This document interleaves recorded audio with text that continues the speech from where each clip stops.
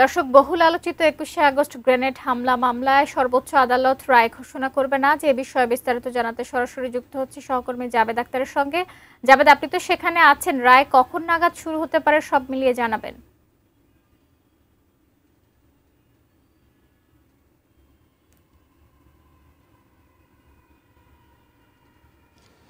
শাকিলা, আপনি জানেন যে বহুল আলোচিত ২১শে আগস্ট গ্রেনেড হামলা মামলায় আজকে সর্বোচ্চ আদালতে রায় ঘোষণার জন্য দিন ধার্য রয়েছে।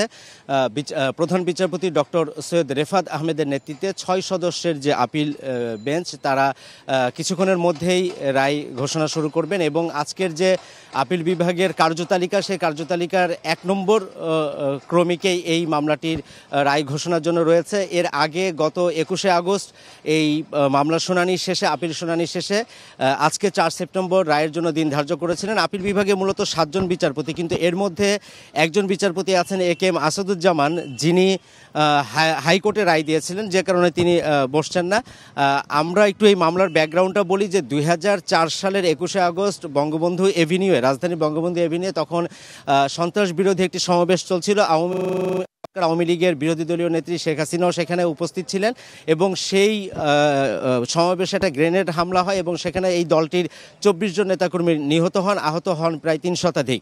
এই ঘটনায় তারপরেই ওই সময় বিএনপি সরকারের আমলে এই মামলা হয়েছিল। সেই মামলার পরবর্তীতে এই মামলা ২০০৭ সালে যখন সেনা সমর্থিত তত্ত্বাবধায়ক সরকার ছিল, সে সময় আবার নতুন করে এটি তদন্ত করে সিআইডি। সেখানে ২২ জনকে আসামি করে প্রথমে অভিযোগপত্র দেওয়া হয়। এরপরে ২০০৯ সালে যখন আওয়ামী লীগ সরকার ফিরে আসে, তারা নতুন করে আবার এটিকে তদন্ত করে এবং তদন্ত করে নতুন করে আবার মামলায় যুক্ত করা হয় বিএনপির ভারপ্রাপ্ত চেয়ারম্যান তারেক রহমান এবং সাবেক স্বরাষ্ট্রমন্ত্রী লুৎফুজ্জামান বাবরকে। এরপরে বিভিন্ন সময় সাক্ষী নেওয়া হয়েছে। এই মামলার একজন আসামি ছিলেন মুফতি হান্নান।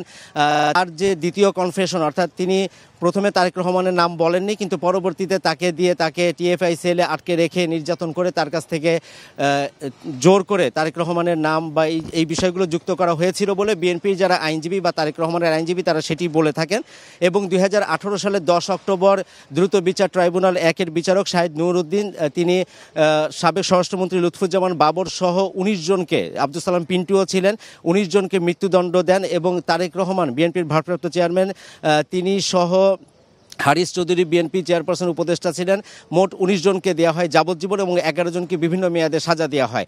এই সাজার বিরুদ্ধে, নিম্ন আদালতের এই সাজার বিরুদ্ধে আপিল করা হয়, কিন্তু আওয়ামী লীগ সরকারের আমলে দীর্ঘদিন এই আপিলটি শুনানির অপেক্ষায় ছিল, আপিলটি ঝুলেছিল, আপিলটি হয়নি। কিন্তু ৫ আগস্ট সরকার পরিবর্তনের পর নতুন করে আপিলের উদ্যোগ নেওয়া হয়, তারা আপিল করেন এবং ৩১ অক্টোবর সেই আপিলের শুনানি শুরু হয়েছিল এবং ১ ডিসেম্বর, গত বছরের ১ ডিসেম্বর বিচারপতি এ.কে.এম. আসাদুজ্জামান এবং বিচারপতি এনায়েত হোসেনের হাইকোর্ট বেঞ্চ এই যে বিচারিক আদালত যে রায়টি দিয়েছিলেন, সেই রায়টিকে অবৈধ এবং বাতিল ঘোষণা করেন।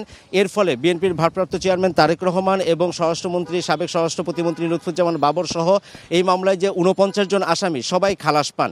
এই রায়ের বিরুদ্ধে, হাইকোর্টের এই রায়ের বিরুদ্ধে তখনই আপিল করার সিদ্ধান্ত নিয়েছিল এবং তারা বলেছিলেন যে পূর্ণাঙ্গ রায় প্রকাশের পরে তারা আপিল করবেন। কিন্তু পূর্ণাঙ্গ রায়ের পরবর্তীতে দেখা যায় যে আদালত পর্যবেক্ষণ দিয়েছিলেন যে এই যে ২১ আগস্টে যে ঘটনাটা ঘটেছে, এটি ইতিহাসের একটি নৃশংস এবং নির্মম ঘটনা।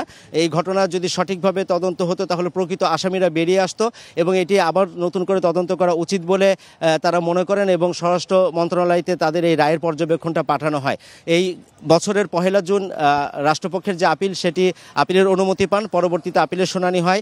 ১৭ জুলাই প্রথম দিন শুনানি হয়েছে, তারপরে ৩১শে জুলাই হয়েছে, সবশেষ ১৯, ২০ এবং ২১শে আগস্ট শুনানি হয়েছে। মোট ৫ দিন রাষ্ট্রপক্ষ এবং আসামি পক্ষের আইনজীবীরা শুনানি করেন প্রধান বিচারপতির নেতৃত্বাধীন আপিল বিভাগে এবং ৪ সেপ্টেম্বর অর্থাৎ আজকের দিনে রায় ঘোষণার জন্য দিয়েছেন।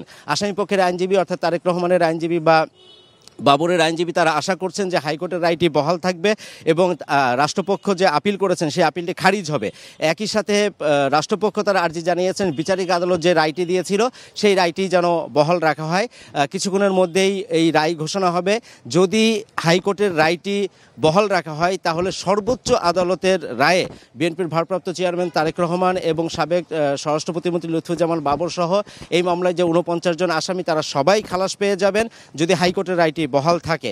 এবং একই সাথে একটু জানিয়ে রাখি যে বাবর এবং তারেক রহমান তাদের বিরুদ্ধে আর কোনো মামলা অবশিষ্ট থাকবে না, অর্থাৎ বাংলাদেশের কোনো আদালতে তারা সাজা পেয়েছেন এরকম কোনো মামলা আর কোনো কিছু অবশিষ্ট থাকবে না। কিছুক্ষণের মধ্যে হয়তো রায় ঘোষণা হবে শাকিলা, এরপরে নিশ্চয়ই আপনার মাধ্যমে আমরা দর্শককে জানাতে পারবো যে রায় আসলে কি হলো, হাইকোর্টের রায়টি কি বহাল থাকলো নাকি রাষ্ট্রপক্ষ যে আপিল করেছেন সেই আপিলটা মঞ্জুর হলো। শাকিলা, হাইকোর্ট থেকে এই ছিল আমার কাছে সবশেষ।